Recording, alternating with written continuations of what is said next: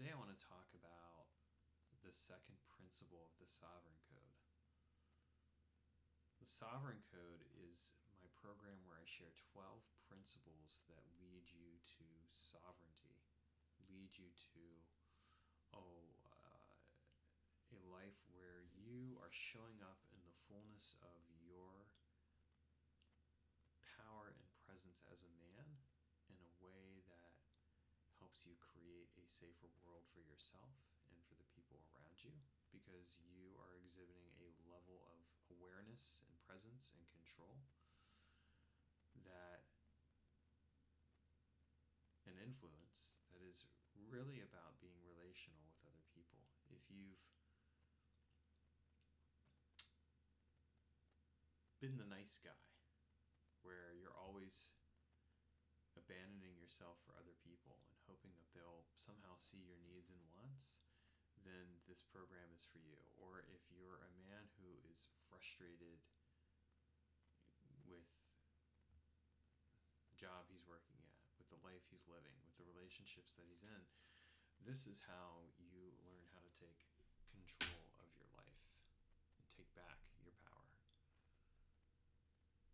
So when I talk about this, what I'm really talking about is creating a very specific lens through how you approach the world. And the second principle is I respect myself. And what I've found is that time and again, people who don't respect themselves will allow themselves to be walked all over. They will allow behaviors that are unhealthy and toxic and dangerous. And I know this because I've been that man. I lived with somebody who broke a statue of mine, would throw temper tantrums and yell and get upset, and I allowed this behavior. I didn't say this is unacceptable and if you do this again you're going to have to move out. I didn't say this is unacceptable and we're going to break up if this keeps happening.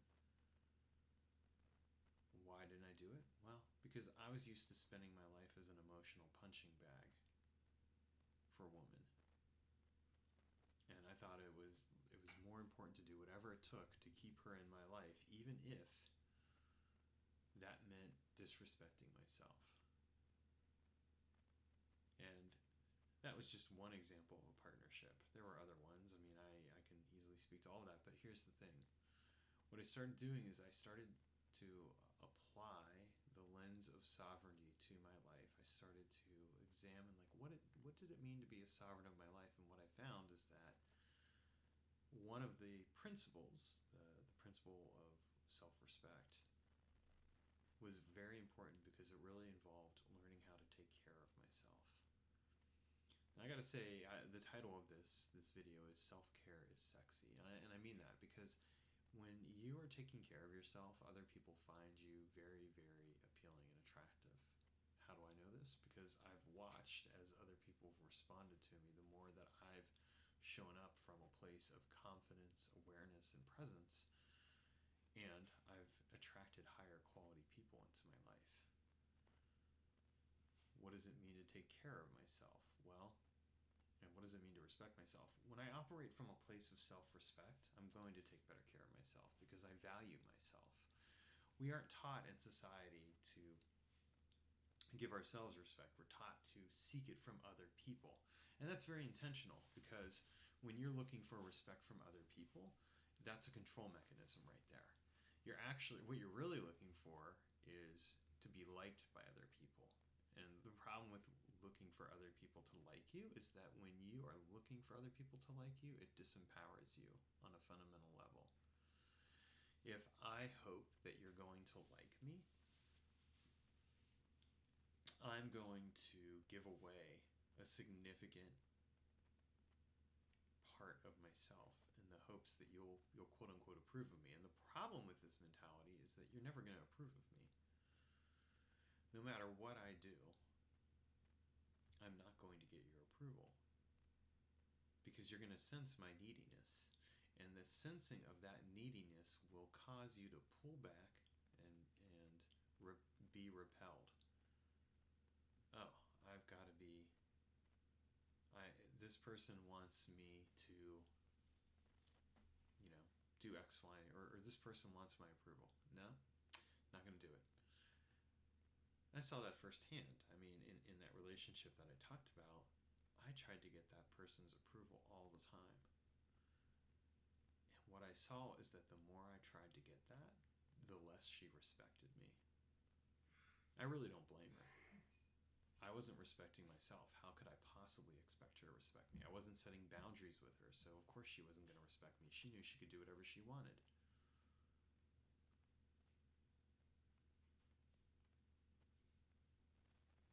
If you want to have the respect of other people, first you have to respect yourself. Because when you respect yourself, you're actually saying that other people's respect doesn't matter. You're saying that other people's approval doesn't matter, that whether or not other people like you doesn't matter. You just don't give a fuck about what other people think. And this is why self-care is sexy, because when self-care is sexy, you have essentially stepped out of a power dynamic where you're putting someone else's good opinion of you above your own. You're valuing what the other person says or thinks or feels as more important than yourself. And some people will say, well, wait a minute. I mean, can I even do that in a relationship? I mean, shouldn't I care about what my partner thinks? Shouldn't I care about, their approval, things like that? And my answer to that is no. Fundamentally, you need to take care of yourself. If you take care of yourself, you're going to advocate for yourself. It doesn't mean you'll always get like a yes. Like if I say that I want to tie you up, you have the opportunity to say no to that, and you are fully empowered to say no. If I say that I want to do something else and you say no, fair enough. But here's the thing. I'm going to speak up when I respect myself more than I would otherwise. Fundamentally, and I've watched this happen recently in the relationship that I'm in right now. Got into a new relationship. And what I'll do with my beloved is I will say the things that are difficult. And I'll even acknowledge that there are moments where it's hard. It's like, do I really want to say this? And I'm like, yeah. When I start to question whether or not I want to say it, that's when I know I have to say it. Because really, that's coming from a place of fear. And fear is not sexy. Fear is not attractive. She's going to sense that lack of attractiveness. She's going to sense that neediness from me. And it's going to turn her off. When I've shared with her things that I've found hard to say, she's respected me more. She's been attracted to me more. It turns her on. It makes her wet. And you know what? I want someone to be wet for me. I want someone to be attracted to me. But more importantly, I want to respect myself. And I do respect myself. I care about myself. I trust myself. I like myself. I love myself. I value and honor myself. The more I value and honor myself, the more I show up for myself, the better able I am to actually show up for someone else. The moment I abandon myself, I'm actually abandoning the other person. Before I continue on with this talk, I want to point you to my free ebook, The Sovereign Code. If you're curious, if you're like, he's talking about these principles of sovereignty. How do I find out more? I want to encourage you to go down below and click the link to get access to my free ebook, The Sovereign Code. This is a book that lays out these principles and how to start applying them to your life. So if you're wanting to transform your life, to change who you are and how you show up for yourself so that you can show up better for other people, so that you can get the really hot sex that you want, so that you can command the room when you step into it, then I want you to go and check out The Sovereign Code. Click on the link below and go get it. Because this book is going to change your life. It's going to change the way you approach how you live your life. Now what I found is that as a man, and as a person, and a sovereign human being, when I respect and value myself, it it shows up in forms of self-care. And self-care is really important. I think that I think a good sign of when someone is abandoning themselves is how they aren't taking care of themselves. If they're eating crappy food, if they're not exercising each day, if they're not taking care of their physical appearance and their overall sense of well-being, if they're not showing themselves respect in that way, chances are they aren't showing themselves respect in other ways. It kind of goes down to this. We have Maslow's hierarchy of needs, and if we aren't taking care of our basic needs, we're certainly not taking care of any of the other needs. We're not self-actualizing, and because we're not self-actualizing, there's no way for us to essentially trust ourselves, let alone for anyone else to trust us. And here's the interesting thing. You respect yourself. Respect goes hand in hand with care and with trust. The more I care about myself, the more I respect myself, the more I trust myself, the more I'm going to transform the way I show up in the world. This is a reality of life. This is also a reality of being and presence. The more I take care of me, the more I am able to take care of anyone else in my life, because I'm already applying that standard to myself, and I'm going to apply that standard consequently to other people. The less I take care of myself, the less that I respect myself. Basically, if I abandon myself, I'm going to abandon those other people. They're not going to trust me to take care of them. And why should they? Because fundamentally, I can't be trusted to take care of them if I'm not taking care of myself. If I'm not respecting myself, I can't be trusted to respect them. And really, if I'm not trusting myself, this is what it really boils down to. I can't be trusted by them. When I trust myself, I'm going to take care of myself. I'm going to say, I've got you to me. And this is really important. So one of the things that I do with my self-care practice is I start my day looking in the mirror and I say to myself, I love you. I respect you. I care for you. I trust you. I like you. I honor you. I say those things at the beginning of my day and at the end of my day. And then I stretch and I exercise and I take care of myself with nourishing food. I may go for a swim or a walk. I do other activities throughout the day to take care of myself. I pace myself throughout the day. I'm not just doing this stuff all the time. I'm not working myself over. Instead, I'm being in touch with the organic awareness of my state of being. And all of this translates to creating a healthier and more powerful environment for myself and for who I am.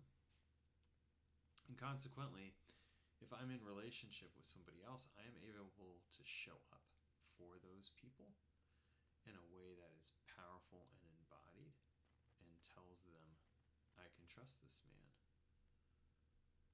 I can trust who he is. I can trust the way he shows up.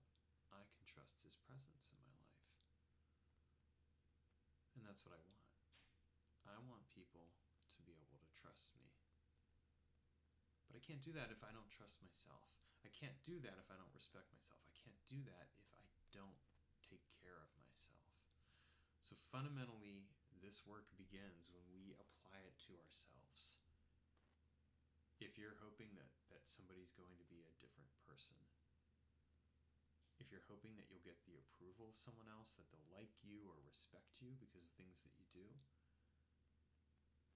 that's only going to happen when you stop abandoning yourself and when you stop caring more about what they think of you, more about whether or not they like and approve of you than you do for yourself. And this is a tricky environment, really, that we're operating in more so than ever. I mean, I think with the advent of social media, this has become really tricky because we see likes all day long, loves, cares, etc., etc. We live in a fishbowl now, more so than ever, where the good opinion of other people's is put above our own. But you know what? Stop worrying about what other people think. Stop caring about what other people think. Value and trust and respect yourself. You deserve that from yourself. And no one else can give that to you. No one else is going to give it to you. So give it to yourself. Trust and respect and value yourself. It transforms your life. When you take care of yourself, when you respect yourself, that is sexy. And that's why this is the second principle of the Sovereign Code. These principles provide the necessary direction and guidance to help you get where you want to go. So again, if you're watching this video and you're curious, go ahead and download that free book. It doesn't cost you anything, just a few minutes of time to read that book and see how it could transform your life. Because what I want for you and for all the other people that watch this, and this applies to both men and women, what I want for you is I want you to live a better and more empowered life. You can't do that as long as you are relying upon the good opinion of other people to help you feel good about yourself. You're never going to feel good about yourself. You're just going to feel shitty. You're just going to feel unhappy. You're just going to care because you're going to care more about them than yourself, and you're abandoning yourself, and no one's going to trust you like that. Start trusting yourself. Start respecting yourself. Start caring for yourself. That's what transforms your relationship with yourself. That's what transforms your life in a meaningful and powerful way. I also want to point you toward another resource, which is my first book in the men's movement. And this is The Quest for Mature Masculinity. If you want to learn how to become an embodied and present man, this is a great tool to help you start that path along with the Sovereign Code. And you can get a copy of that book from my website. Just go to inneralchemycoach.com and then go over to the books section and click on Quest for Mature Masculinity, and you can pick it up as an audiobook, an ebook, and a print book. And get reading so that you can transform your life.